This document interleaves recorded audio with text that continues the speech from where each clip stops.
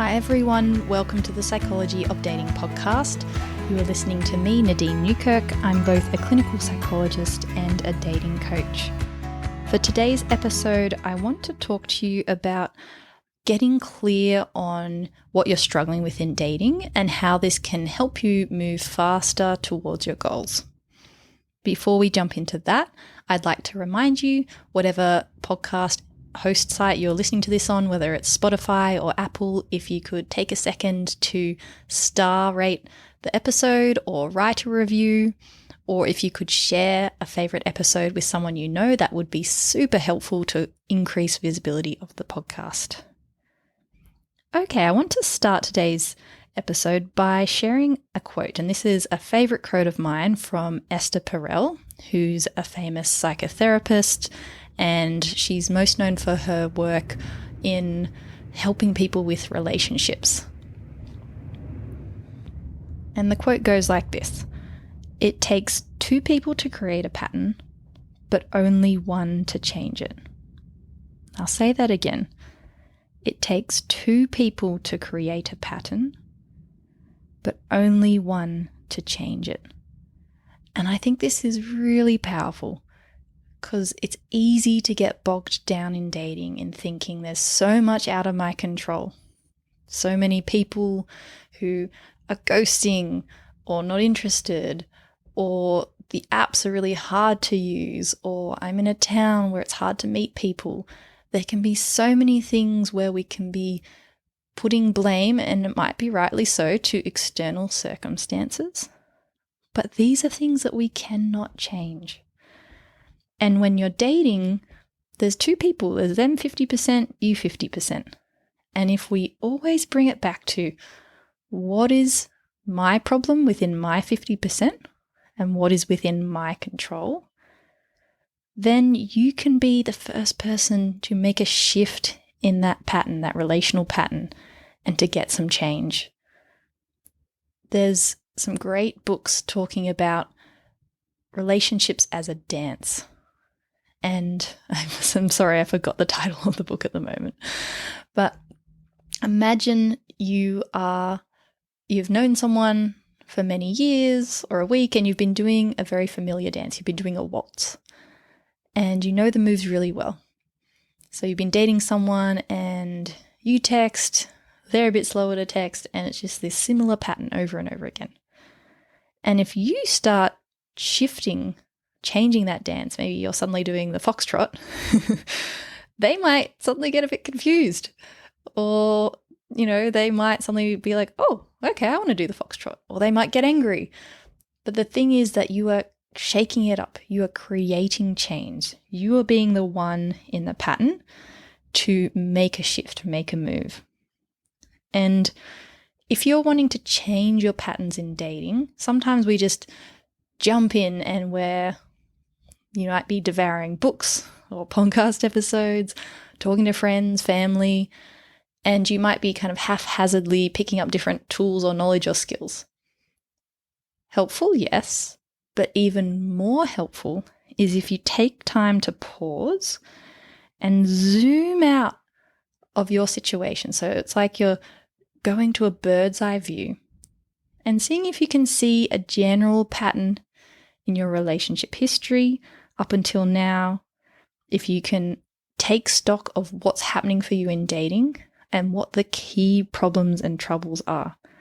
Because if you can get really clear on what the problems are from your side, it's going to be much easier to find the right skills and knowledge and tools to shift and change patterns and change your situation. And I really want to emphasize, focus on the problems from your side. It can be tempting for the mind to say things like, well, the problem is that there's just no one good out there, that they're all taken. Okay, if we say that's the case, where do you have to go from that? What can you do to change that? If we shift it back to, what am I contributing to this situation or this thought? Maybe I need some tools in mindset because I'm stuck in these kind of hopeless externalizing thoughts. Maybe I need some knowledge in how I can be more proactive to meet more people, to maximize my statistical chances. Maybe I need skills in making a move with people. I'm kind of matching with people on the apps, but then it's not going anywhere. So always coming back to what is the problem on my side. I'll give you an example that isn't related to dating from my own life. So I learnt to drive when I was 18 in a smaller town, very quiet streets, not very busy. But I learnt to drive, got my license, and then pretty much didn't drive when I moved to the city. And at first, my brain was saying, the problem is cars are too expensive. And at that time, there was some truth to that. I could have maybe made it work, but I was a student. Psychology is quite a few years, and it just made sense to catch the bus places. But over time, my brain was still telling me this is the problem, but I graduated, I started having full-time employment. This no longer was the case. This no longer was the problem that it's too expensive. And it started to become more of a problem of avoidance. And when you're avoiding something, maybe you're feeling a bit anxious or apprehensive, brain's telling you worst case scenarios. It was during COVID times and I wanted to get a car, but all the secondhand cars in Sydney were skyrocketing in price. So my brain was like, well, you're just going to get a dud car. It's going to break down straight away. It's going to be so expensive. You're not going to be able to learn how to drive properly. You're always going to be scared. All these worst case scenarios. So my problem was avoidance, mindset, black and white thinking, worst case scenario thinking, lack of skills of knowing how to drive in a city.